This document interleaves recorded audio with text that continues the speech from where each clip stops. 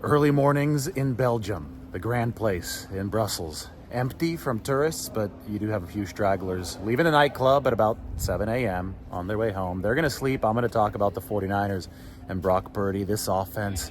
A lot of people seem to be forgetting after this NFL draft that this 49ers offense was already number one in the NFL by wide margins in many statistical categories last year. Brock Purdy, about the age of some of these people leaving the nightclubs, 24. He's going to be 25 in December of this next season. He's only going to get better.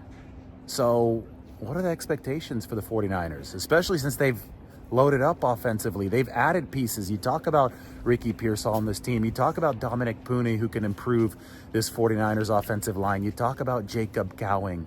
What can the 49ers do offensively in 2024? Well, here's one thing about Brock Purdy. He threw 31 touchdowns, 4,280 yards. That was a franchise record for the 49ers in 2024. My question is, can this be a 5,000 yard season? How close to that mark can Brock Purdy realistically get?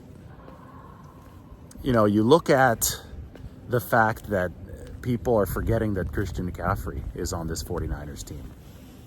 I mean, there's a very good argument to be made that he should have been the MVP last year. What I think is intriguing is that Ricky Pearsall should bring a new dynamic and a new threat to this 49ers offense that was already loaded with weapons. They found a way to draft somebody who's got a skill set unique enough that it's going to add to the complementary mix that they already had. And obviously they still have Deebo Samuel and Brandon Ayuk, so you haven't lost anybody. And now you found a way to get a guy in there who has slot receiver capabilities. He's got 6'4" three-cone time. That means he's got extremely good short area quickness, but Ricky Pearsall is also 6'1". He's not 5'8". He's not your typical little shutterbug running that kind of three-cone. He's a 6'1" receiver. He's lanky, but I think he plays strong, good catch radius. I mean, he played with terrible quarterbacks at Florida. Had to play with 3 different quarterbacks last year, so I think that was a big part of the problem for Ricky Pearsall. He's going to be playing with one of the best quarterbacks in the NFL in Brock Purdy. So all of a sudden, you know, I talk about Christian McCaffrey on this team and the intermediate part of the field. Ricky Pearsall, I think, is going to be really good in the intermediate part of the field too. So you're going to be compromising safeties and defensive backs with a slippery slot type, short area quickness type, but who's 6'1", on top of the work that you're doing with Christian McCaffrey. And then you're going to have the battering ram Deebo Samuel, and of course 49ers are working on the contract extension for Brandon Ayuk, but he's under contract anyway for this 2024 season. So they've absolutely loaded up. And I made the point the other day, and I've talked about this so much, I've been more critical of the 49ers pass protection than anybody, right? I was on this in 2019 when they were number 26 in pass block win rate. There are multiple ways to improve the pass protection and to make life easier for a quarterback. And the 49ers, I think, have taken several of those avenues already this offseason. The first one, offensive line. They've added several offensive linemen, 2 through the draft, and Dominic Puni and Jarrett Kingston. If Puni can develop at least into a rotational role as a rookie, then I think the 49ers pass protection is on track to be significantly better than it was in 2024, because don't underestimate the importance of returning all 5 starters as far as cohesion goes. It's so important in a Shanahan O-line system.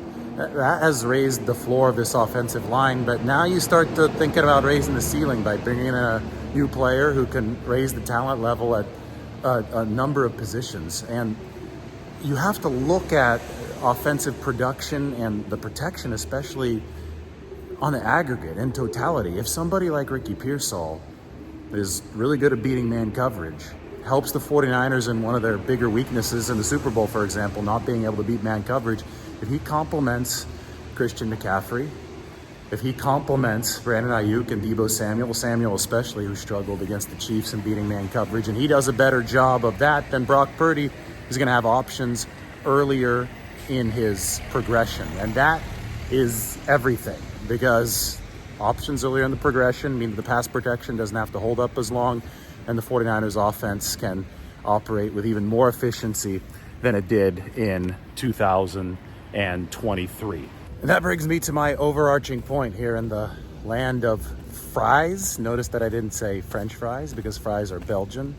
The land of waffles, the land of mussels, and the land of just really good food. Brussels is a top-notch foodie city. My overarching point is that the 49ers have evolved into a pass-first team. People that are saying that the 49ers are a run-first team just haven't been watching. They don't know what they're talking about with that outdated lingo. The 49ers called 109 pass plays in the postseason. They called only 77 pass plays over that stretch. 109 to 77. Brock Purdy has spearheaded a big-time evolution of this offense, which is why they've loaded up on receivers this offseason. It's not just Ricky Pearsall. You also see Jacob Cowing, the speedster out of Arizona. A lot of the advanced metrics have loved Jacob Cowing's body of work. So the 49ers, they are investing in the future for Brock Purdy target-wise, and they're simultaneously doubling down on the present. Obviously, Brandon Ayuk and Deebo Samuel are productive players, and I already talked about Christian McCaffrey. I don't think I've talked about George Kittle yet. So all of those guys are going to be part of the arsenal for the 49ers. If you realize that they were pass first to end last season, just wait until this season. They are doubling down on that identity. Now, it remains a question of balance for the 49ers offense, and it always will remain a question of that. This is not going to be a team that leaves the importance of the run game behind. They obviously were trailing for some portion of the time in the postseason, so that might have skewed the pass play, run play division, but at the end of the day, they still would have passed more than they would have run, even if all of those games were close to tied the whole time. That's the Brock Purdy effect. He is an elite quarterback. He's growing. As I said, he's going to be 25 years old at the end of the 2024 season. The intermediate accuracy that we saw from Brock Purdy in 2024 was uncanny. The intermediate efficiency was unprecedented. He averaged more yards per attempt on throws that traveled between 10 and 20 air yards downfield than anybody in documented NFL history. And hell, I mean, when you talk about being able to blow the top off of opposing defenses, Brock Purdy's completion percentage of about 60% on throws that traveled more than 20 yards in the air was also the best number on record. So it's, at this point, it's absolutely foolish to argue against the body of work that Brock Purdy put up in 2023. And he was so relatively unpracticed in 2023. He's going to have a full off season under his belt by the time that 2024 starts, and the 49ers have a chance to integrate these weapons that they've added to the arsenal for the 2024 season. And that way, you know, they played the short-term, long-term game with this NFL draft. I think really it was a fascinating balance that they're trying to play. Obviously, guys like Pearsall and Jacob Cowing, they're hoping will be with the football team for a long time to come. You never know how rookies are going to perform, but they felt that both of them brought skill sets that could at least be complementary to begin their careers. And then they hope, especially with Pearsall, I think they hope that he could become at least a wide receiver too, somebody that's very, very prominently featured in the offense. One other thing that I have to add, I do not think that it is a coincidence that the 49ers have signed two dual threat quarterbacks to back up Brock Purdy this season. First, Josh Dobbs, who ran quite a bit with Arizona last year, and then Tanner Mordecai, the undrafted free agent rookie out of Wisconsin who runs a sub 4.5 40. I mean, he could really, really run.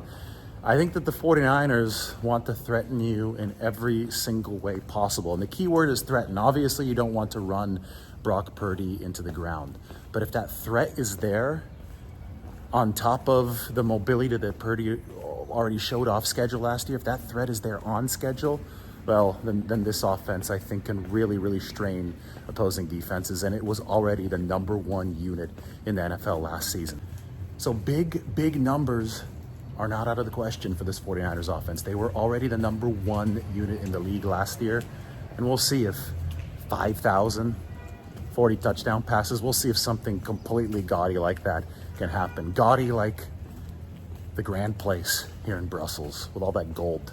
49ers also have a big time connection to gold, don't they? So this wasn't a bad spot to do a video on the 49ers offense and its continued surge at the top of the NFL. What can Brock Purdy and company do with a new set of weapons that they acquired in this NFL draft?